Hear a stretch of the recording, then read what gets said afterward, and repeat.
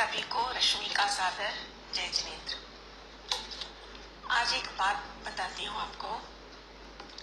आज थोड़ा तबीयत ढीली होने के कारण दोपहरी में सो गई और सोते सोते कुछ बहुत अजीब सा सपना देखा।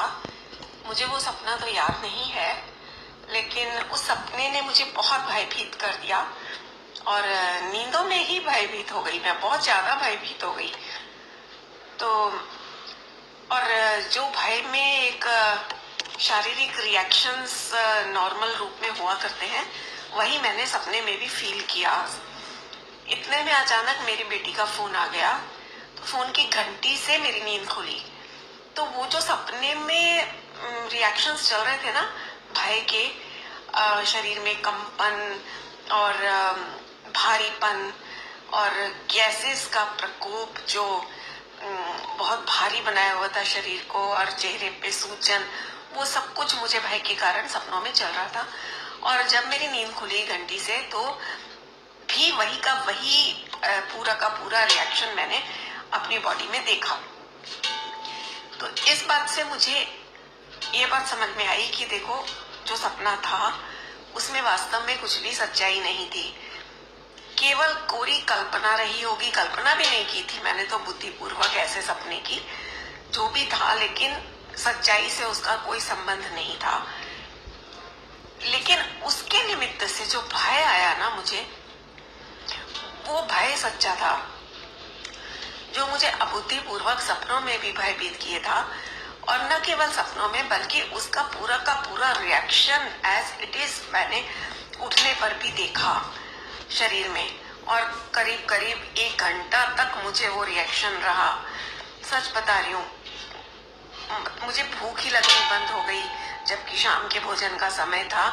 फिर भी मुझे ना भूख महसूस हुई, पेट में भारीपन, पूरे शरीर में भारीपन और एक अजीब सा कंपन महसूस होता रहा बहुत देर तक, घंटे भर तक करीब करीब।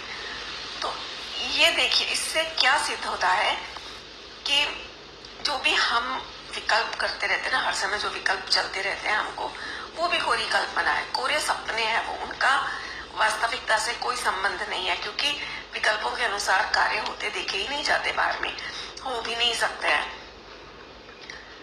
तो विकल्प की अपनी शाश्वत कोई सत्ता नहीं है, और उनकी पूर्ति होनी हो कदाचित हो जाए, नहीं होनी हो तो नहीं हो। 99% विकल्प हमारे दिन भर के 24 घंटे के व्यर्थ होते हैं, जिनकी पूर्ति भी नहीं होती, फिर भी आते रहते हैं, जाते रहते हैं, और हम उनको लक्ष्य कर करके सुखी दुखी, कभी भयभीत, कभी हास्य, कभी रौद्र रूप, कभी जुगुप्सा, ये सब हम करते रहते हैं परिणाम।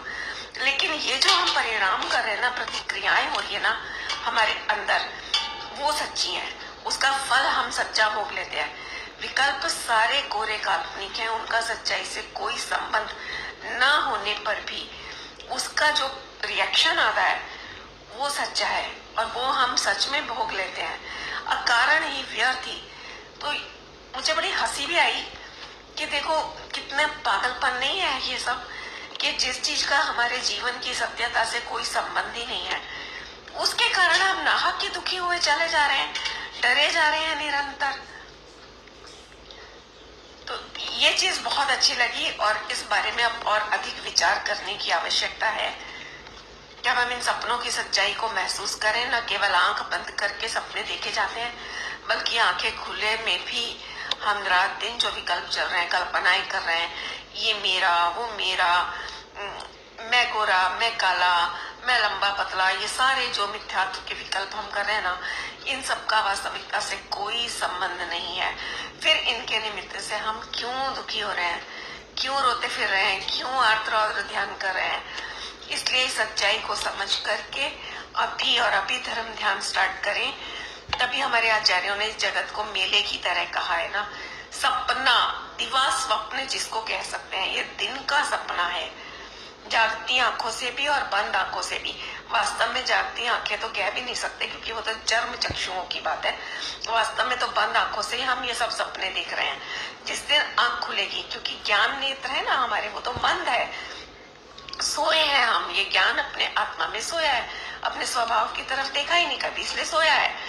तो इसलिए सोते में ही स्वप्न देख रहे हैं। जिस दिन आंख खुल जाएगी तो उस दिन इन स्वप्नों का रिएक्शन समझ आएगा, तो धीरे धीरे इनसे छूटना बनता चला जाएगा, रिएक्शन खत्म होता चला जाएगा और हम स्वस्थ होते चले जाएंगे।